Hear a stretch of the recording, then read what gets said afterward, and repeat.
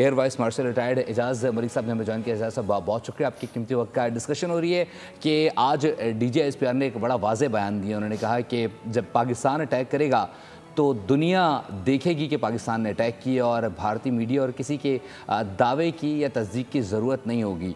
कैसे देखते हैं आप इस बयान को? और ऐसे में आज जो अमरीकी वज़ीर ख़ारजा उनकी जानिब से कहा गया है कि भारत और पाकिस्तान जो है वो बातचीत से इस मसले को हल करे, मज़ीद एस्केलेशन ना बढ़ाई जाए। यकीनन इस वक्त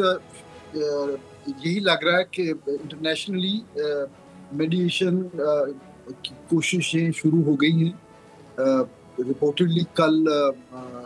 सऊदीया के जो मिनिस्टर हैं, फॉरेन मिनिस्टर, वो भी पाकिस्तान और इंडिया का जो है ना क्विक दौरा कर रहे हैं,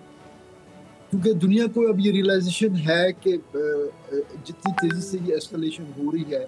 और भारत ने जिस तरह फुल स्पेक्ट्रम वॉर जो है वो मुसल्लत कर दी है पाकिस्तान पे, तो उसके जवाब में पाकिस्तान भी जो है बड़ी तेज़ी से एस्केलेशन लेडर पे जाने का उसका इम्कान लग रहा है। जैसे आपने भी DGISPR के स्टेटमेंट को कोट किया, या डिफेंस मिनिस्टर ने भी इवन जो है, मैं एक शो में था एक और चैनल पे, तो वहाँ पे वो हमारे साथ लाइव थे, तो उनसे जब ये सवाल किया गया तो उन्होंने जवाब दिया। उससे भी यही चीज़ ग्लीन की जा सकती है कि Pakistan is prepared for real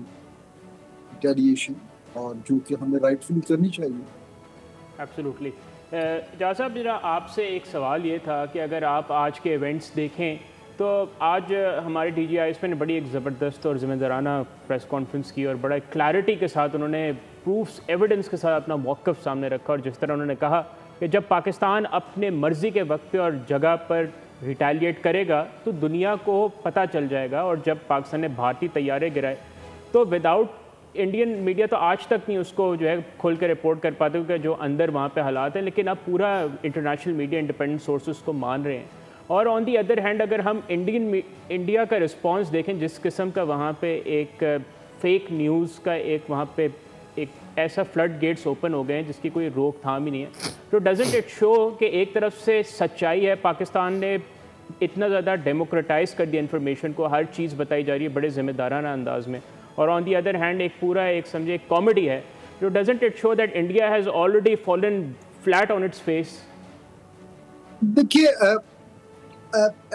हैं तो वो हमारे दुश्मन, लेकिन वो उनकी जो बौखलाहट है और जो उनकी फ्रस्ट्रेशन है, और वो जिस सिचुएशन में फंस गए हैं, कभी तो उन पे जो है ना तरस आता है और कभी हंसी भी आती है। फॉर एग्जांपल आप देखिए कि उन्होंने जितनी तेज़ी से उन्होंने मीडिया हाइप क्रिएट की, वो जिन बेसिक अजम्पशंस पे उन्होंने सारा अपना प्लान बनाया हुआ था, उनका जाहिर है एक कोई भी एक जो इंडिया के पैटर्न को और इंडिया के जो स्टेट्समैनशिप होती है वो फॉलो करता हो कोई, तो वो ये समझता है कि इनका ये पैटर्न है। कम से कम सन 2000 से तो ये इस तरह के फॉल्स फ्लैग ऑपरेशन और उसकी आड़ में अपने कुछ डोमेस्टिक ऑप्टिक्स और कुछ इंटरनेशनल जो है एडवांटेज लेने के लिए वो ये रिपीटेडली ये काम करते रहे।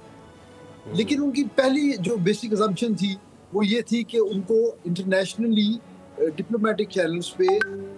पाकिस्तान पे एडवांटेज है और उनको सपोर्ट मिलेगी, लेकिन वो बिल्कुल उसके बरक्स हुआ। स्टार्टिंग फ्रॉम यूएस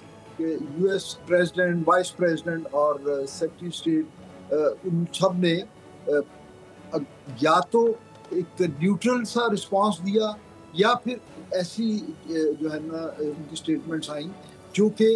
आवाम जो हैं वो एक दूसरे से बड़े जो है वाइड आइसोलेशन में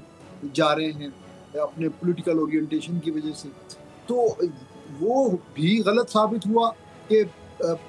आवाम तो एकदम से मुसल्लह फ़ौज और हुकूमत के साथ खड़ी हो गई और वो ओवरनाइट वो जो है वो एक कौम बन गई। यानी वो 65 वॉर का जज्बा जो है ना वो आज आपको पाकिस्तान के हर शहर में जो है ना नजर आता है। सब्सक्राइब करें और बेल दबाएं ताकि कोई खबर रह न जाए।